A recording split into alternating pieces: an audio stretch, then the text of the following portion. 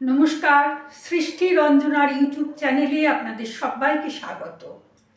আমাদের এবারের নিবেদন রবির স্মৃতিকথায় মা সারদা সুন্দরী।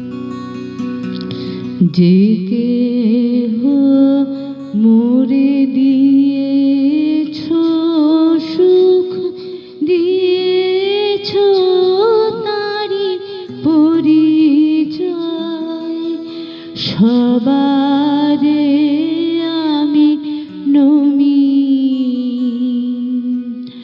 যে কেহ মোরে দিয়েছ দুঃখ দিয়েছ তারি পরিচয়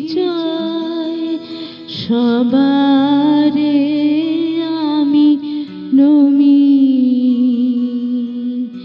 যে কেহ মোরে বেশেছ ভালো জেনেছ ঘরে তাহারি আলো তাহারি মাঝে সবারি আজি পেয়েছি আমি পরিচয় সবারে আমি নমি।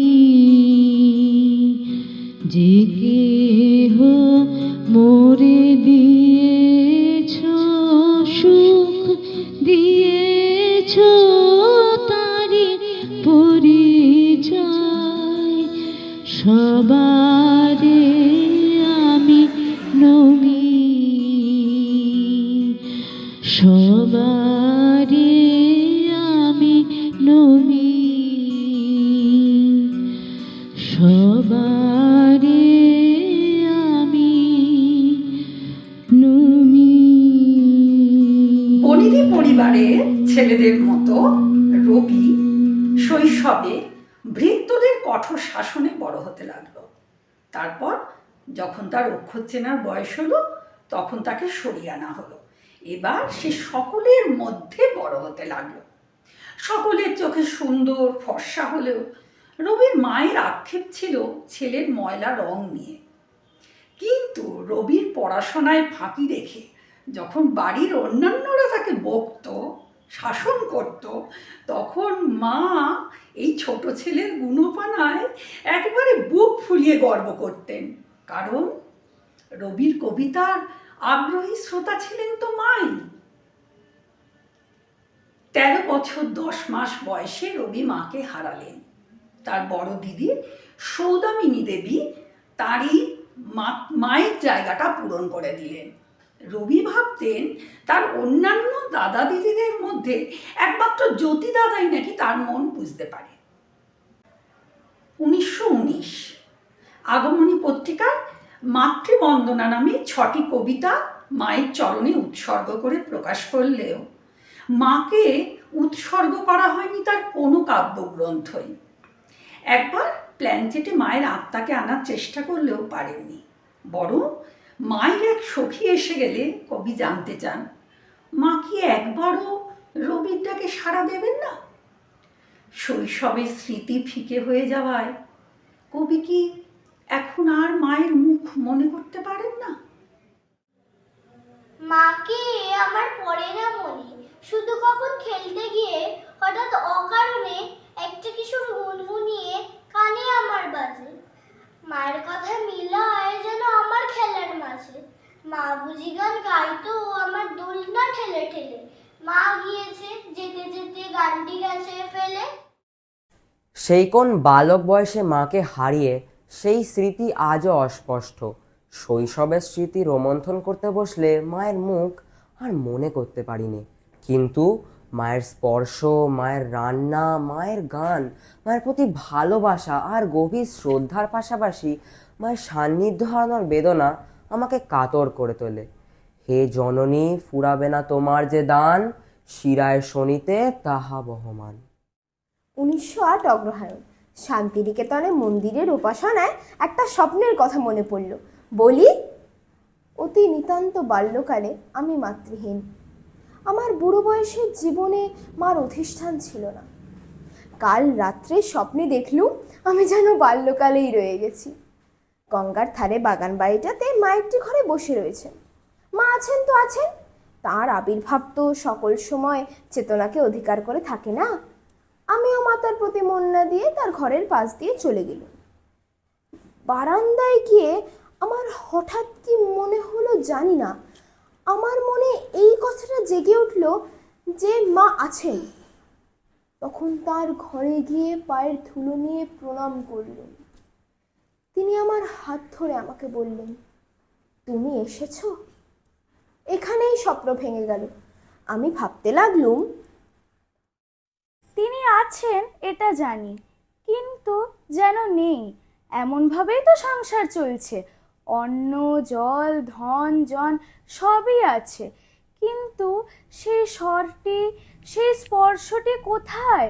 শুধু তিনি এখন আমার হাতটি ধরে বলছেন না, ও তুমি এসেছো। জননী তোমার করুণ চরণ খানি হেরেন আজি অরুণ কিরণ রূপে। জননী তোমার করুণ চরণ খানি হেরেন আজি অরুণ কিরণ রূপে। জননী তোমার করুণ চরণ খানি। 9টি ছেলে ও 6টি মেয়ের মধ্যে আমি ছিলাম তাঁর চতুর্দশতম সন্তান। জোড়াসাঁকো বাড়িতে একেবারে রাজেশ্বরী হয়ে থাকতেন আমার মা সারদা সুন্দরী। গৌর বর্ণ সুন্দর মুখাকৃতির সাথে তাকে রানীর মতোই দেখাতো। শুনেছি স্থূলতার কারণে তিনি বেশি নড়াচড়া করতে পারতেন না, সন্তানদের সকলের দিকে নজর দিতে পারতেন না বিরাট পরিবারের সব দিক সামলাতে গিয়ে। কারণ পিতা সব সময় বাইরে বাইরে ঘুরে বেড়াতেন, কখনো জমিদারিতে, কখনো উত্তর ভারতে, কখনো হিমালয় পাহাড়ে। মেজো দাদা সত্যেন্দ্রনাথ লিখেছে, মায়ের কাছে আমরা বেশিক্ষণ থাকতো না। আমাদের আসল আড্ডা ছিল মেজো কাকিমার ঘর। সেই আমাদের শিক্ষালয়, সেই আমাদের বিশ্রাম স্থান। বলতে গেলে মেজো কাকিমাই ছিলেন আমাদের মায়ের মতো। এই কাকিমাই হলেন অবনীন্দ্রনাথের ঠাকুমা।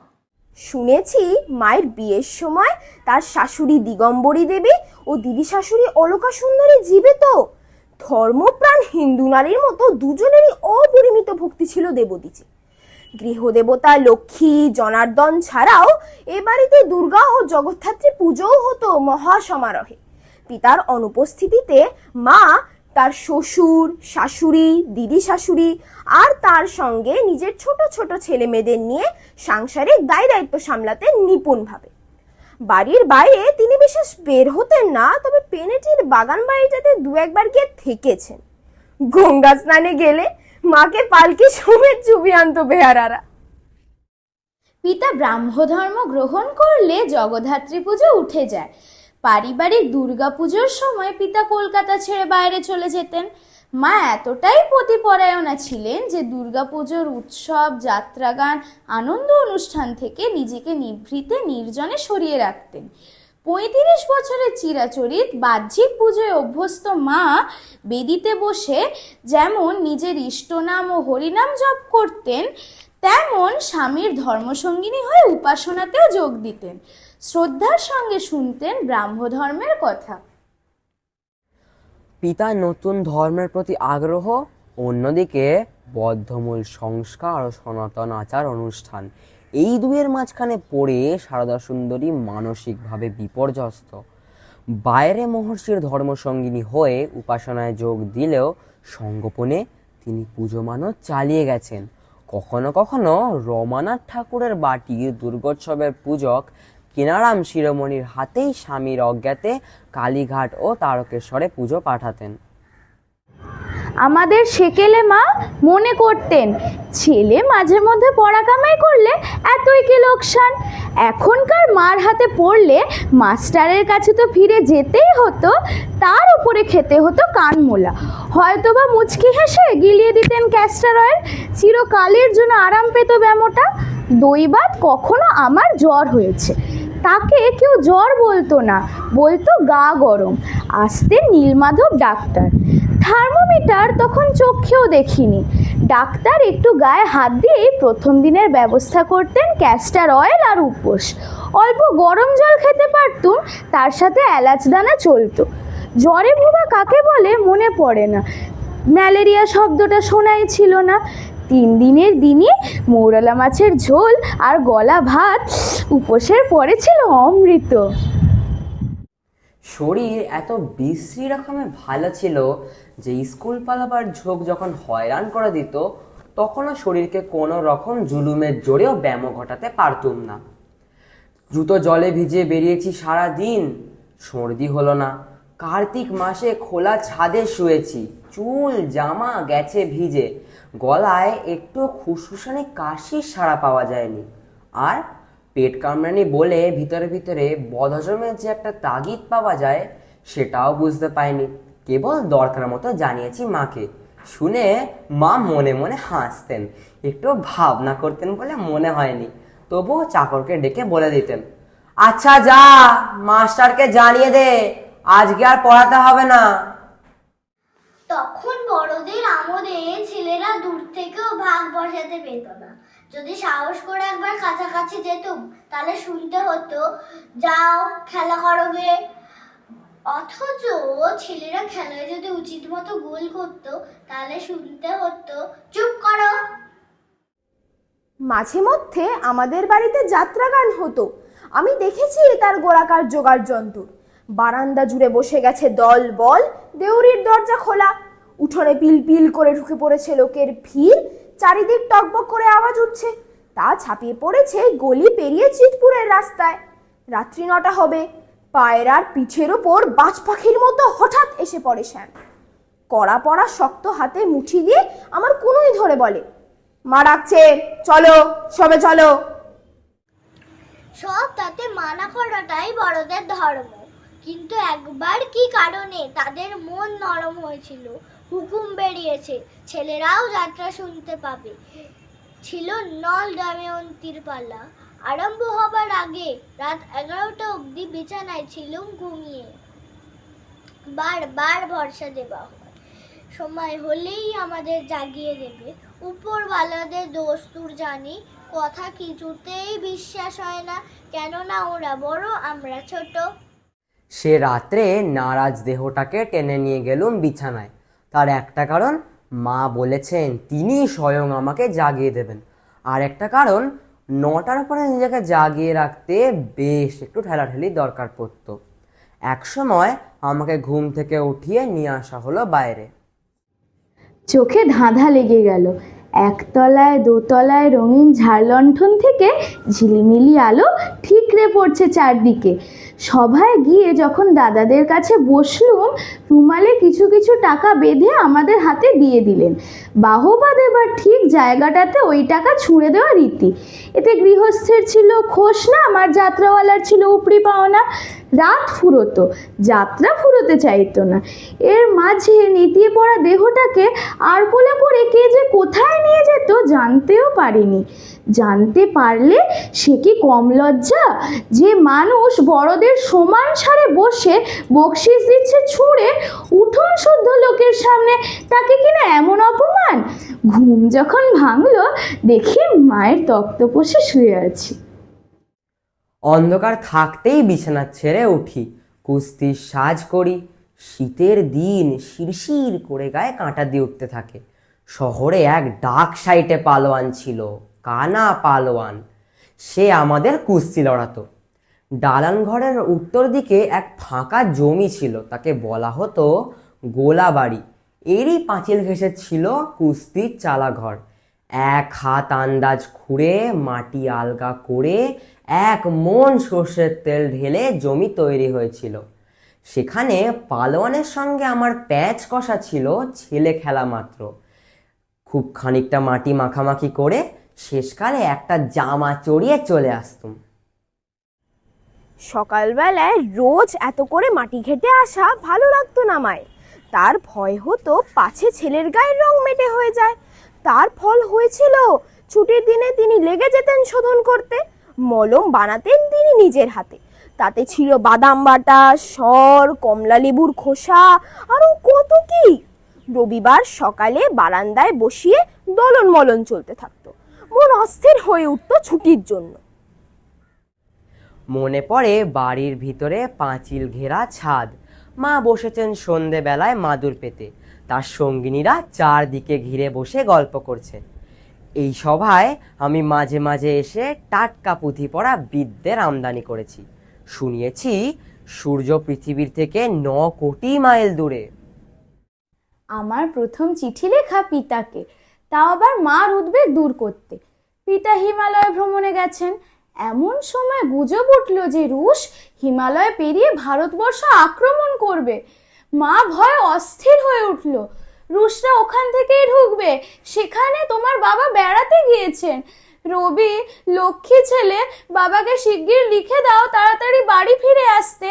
নায়েব মশাইয়ের সাহায্য নিয়ে চিঠি লিখতে বসলাম। তিনি কি করে চিঠি শুরু ও শেষ করতে হয় সব দেখিয়ে দিলেন। চিঠি পাঠানো হলো, তাহা যথাসময়ে গন্তব্যস্থানে পৌঁছেও গেল। তারপর অতি আশ্চর্যের বিষয়, পিতার নিজের হাতের লেখায় আমার নামে উত্তর এলো। কোনো ভয় নেই, রুশরা যদি মুখ দেখাতে সাহায্য করে আমি নিজে তাদের তাড়িয়ে দেব। সে যাত্রা আশঙ্কা দূর হয়েছিল বই কি। পৃথিবী শুদ্ধ লোকে কৃত্তিবাসের বাংলা রামায়ণ পড়িয়া জীবন কাটায়, আর আমি পিতার কাছে স্বয়ং মহর্ষি বাল্মীকির স্বরচিত অনুষ্ঠুপ ছন্দের রামায়ণ পড়িয়া আসিয়াছি। এই খবরটিতে মাকে সকলের চেয়ে বেশি বিচলিত করিতে পারিয়াছিলাম। তিনি অত্যন্ত খুশি হইয়া বলিলেন, আচ্ছা, এই রামায়ণ আমাদের একটু পড়িয়া শোনাও দেখি। একে ঋজু পাঠের সামান্য উদ্ধৃত অংশ তাহার মধ্যে আমার পড়া। মা মনে করেছিলেন আমার দ্বারা অসাধ্য সাধন হইয়াছে, তাই আর সকলকে বিস্মিত করিয়া দিবার অভিপ্রায়ে তিনি কহিলেন, একবার দ্বিজেন্দ্রকে শোনা দেখি। তখন মনে মনে সমূহ বিপদ গণিয়া প্রচুর আপত্তি করিলাম। মা কোনো মতেই শুনিলেন না, বড়দাদাকে ডাকিয়া পাঠাইলেন। বড়দাদা আসিতেই কহিলেন, রবি কেমন রামায়ণ পড়িতে শিখিয়াছে, একবার শোন না। গুটি কয়েক শ্লোক শুনিয়াই বেশ হইয়াছে বলে তিনি চলিয়া গেলেন।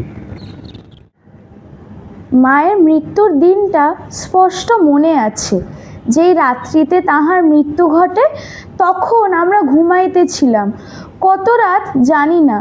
একজন পুরাতন দাসী ছুটিয়া আসিয়া চিৎকার করিয়া কাঁদিয়া উঠিল, ওরে তোদের কি সর্বনাশ হলো রে। বউ ঠাকুরানী তাকে ভৎসনা করিয়া ঘর হইতে টানিয়া বাহির করিয়া লইয়া গেলেন। পাছে গভীর রাতে আমাদের মনে গুরুতর আঘাত লাগবে এই আশঙ্কা তাহার ছিল। স্তিমিত প্রদীপে অস্পষ্ট আলোকে চিরকালের মতো জাগিয়া হঠাৎ বুকটা দমিয়া গেল। কি হইয়াছে বুঝিতেই পারিলাম না। প্রভাতে উঠিয়া মার মৃত্যু সংবাদ যখন শুনিলাম, তখন সেই কথাটার অর্থ সম্পূর্ণভাবে গ্রহণ করিতে পারিলাম না।